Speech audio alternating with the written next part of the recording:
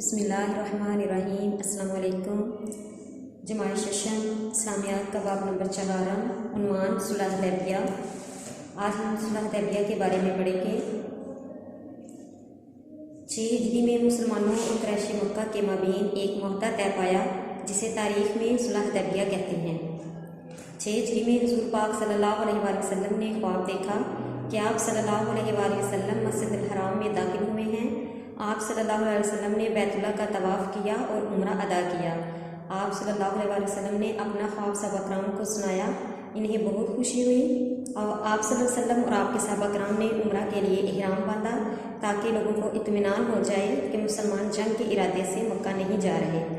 जब कुफार मक्का को मालूम हुआ तो उन्होंने फ़ैसला किया कि वो आप सल्लल्लाहु अलैहि वसल्लम को उम्रा अदा नहीं करने देंगे। नबी करीम सल्लल्लाहु अलैहि वसल्लम को कुरैश के इरादों की खबर हुई तो आप सल्लल्लाहु अलैहि वसल्लम मरकज़ी रास्ता छोड़कर पहाड़ी घाटियों से होते हुए मक्का मुकरमा से चंद मील के फासले पर हुदैबिया के मुकाम पर पहुँचे। नबी करीम सल्लल्लाहु अलैहि वसल्लम ने हुदैबिया पहुँचकर सुलह के लिए कोशिशें की। आप सल्लल्लाहु अलैहि वसल्लम ने कुरैश के सरदारों के पास कासिद भेजे कि मुसलमान सिर्फ उम्रा अदा करने के लिए आए हैं, इसलिए इनका रास्ता ना रोका जाए। कुरैश ने आप सल्लल्लाहु अलैहि वसल्लम की सुलह को कबूल ना किया।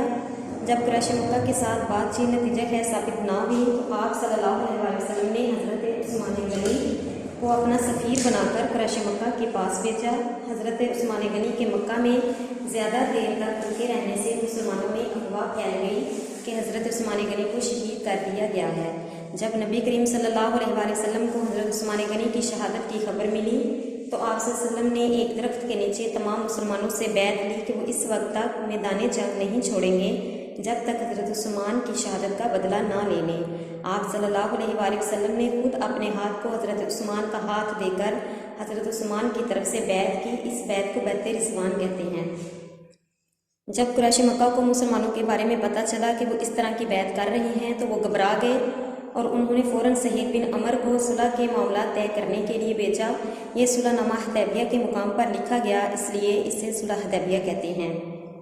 सुलह की शराइत: मुसलमान इस साल बैतुल्लाह शरीफ की ज़ियारत किए बगैर वापस चले जाएं, अगले साल बैतुल्लाह की ज़ियारत के लिए आएँ, मगर मक्का मुकरमा में सिर्फ 3 दिन क़याम करें। वो अपने साथ सिर्फ तलवारें ला सकेंगे जो न्याम के अंदर रहेंगी। 10 साल तक दोनों फरीक जंग बंद रखेंगे और इस अरसे में कोई किसी पर हाथ नहीं उठाएगा।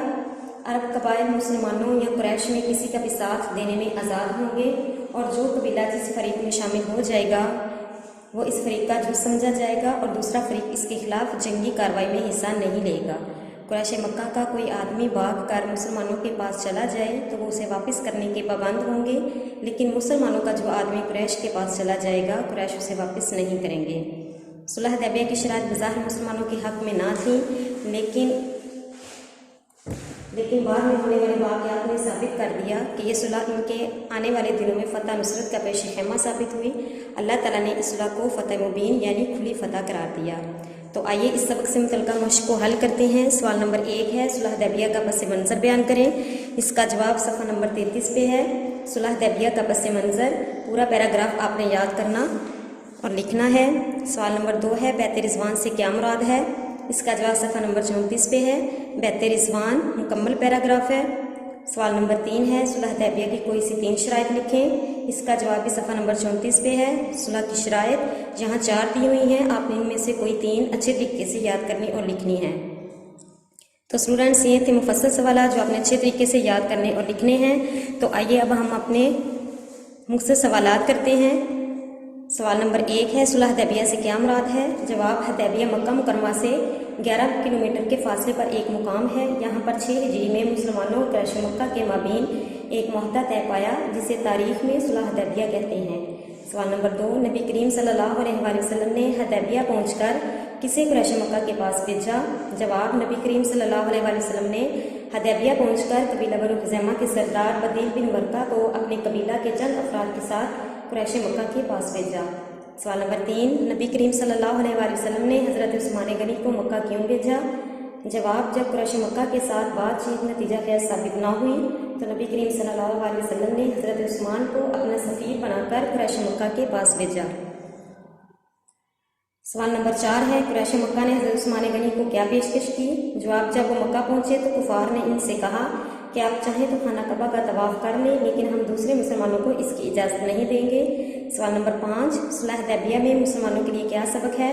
جواب، اسلامی تاریخ کا یہ واقعہ ہمیں سبق دیتا ہے کہ مسلمانوں کو اللہ تعالیٰ اور اس کے حبیب حضرت محمد صلی اللہ علیہ وآلہ وسلم کے فیصلوں کو بخوشی قبول کر لینا چاہیے، اگرچہ وہ فیصلے بظاہر انہیں اچھے نہ بھی لگ رہے ہوں۔ مشکل حالات میں صبر و تحمل کا مظاہرہ کرنا چاہیے اور ہر حال میں معاہدے کی پاسداری کرنی چاہیے۔